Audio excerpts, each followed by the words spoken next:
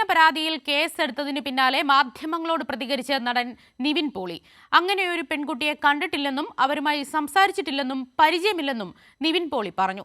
അടിസ്ഥാനരഹിതമായുള്ള ആരോപണമാണെന്നും നിയമ പോരാട്ടം നടത്തുമെന്നും നിവിൻ പോളി പറഞ്ഞു.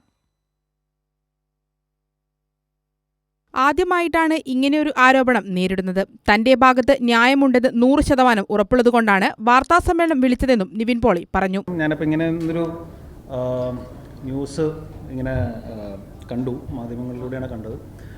അങ്ങനെ ഒരു പെൺകുട്ടീനെ എനിക്കറിയില്ല, ഞാൻ കണ്ടിട്ടില്ല, ഞാൻ അവർ സംസാരിച്ചിട്ടില്ല. ഒരു ബേസ്ലെസ് ആയിട്ടുള്ളൊരു അലിഗേഷനാണ്. ഞാനിവരെ നേരത്തെ പറഞ്ഞ പോലെ കാണുകയോ സംസാരിക്കുകയോ ഒന്നും ചെയ്തിട്ടില്ല. എൻ്റെ ഭാഗത്ത് ന്യായമുണ്ടോ അല്ലെങ്കിൽ ഞാൻ അങ്ങനെ ഒരു കാര്യം ചെയ്തിട്ടില്ല എന്ന് എനിക്ക് 100% ഉറപ്പുള്ളതുകൊണ്ട് തന്നെയാണ് ഞാൻ മീഡിയനെ എനിക്ക് ഇന്ന് തന്നെ പ്രസ് മീറ്റ് വിളിച്ച് എല്ലാവരും കാണണമെന്ന് പറഞ്ഞത്. ഇത് സത്യമല്ലെന്ന് തെളിയിക്കാൻ എല്ലാ വഴികളും തേടും. ഇങ്ങനെ ആരോപണം ഭാവിയിൽ ആർക്കെതിരെയും വരാം.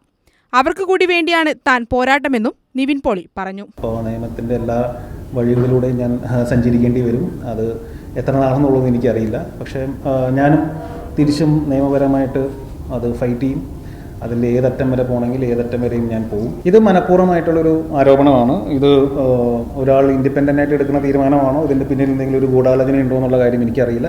പക്ഷെ ഞാൻ വിശ്വസിക്കുന്നത് ഇതിൻ്റെ പിന്നിലൊരു അങ്ങനത്തെ ഒരു ഗൂഢാലോചന ഉണ്ടാകണം എന്നാണ് ഞാൻ വിശ്വസിക്കുന്നത്. 1.5 മാസം മുൻപ് ഒരു CI വിളിച്ചിരുന്നു. സ്റ്റേഷനിലേക്ക് വരാനാണ് വിളിച്ചത്. ഒരു ആരോപണം ഉണ്ടെന്ന് പറഞ്ഞു. എനിക്ക് അറിയില്ലെന്നാണ് പറഞ്ഞത്. അതും പീഡന ആരോപണം തന്നെയായിരുന്നു. ഈ പരാതിയിലുള്ള നിർമ്മാതാവിനെ കണ്ടിട്ടുണ്ട്. അയാളെ കണ്ട തീയതി ഓർമ്മയില്ല. ദുബായ് മാളിൽ വെച്ചാണ് കണ്ടതെന്നും ആരോപണത്തിൽ സത്യമില്ലെന്ന് തെളിയിക്കാൻ നിയമപോരാട്ടം തുടരുമെന്നും നിവിൻ പോളി വ്യക്തമാക്കി. കൈരളി ന്യൂസ്, കൊച്ചി.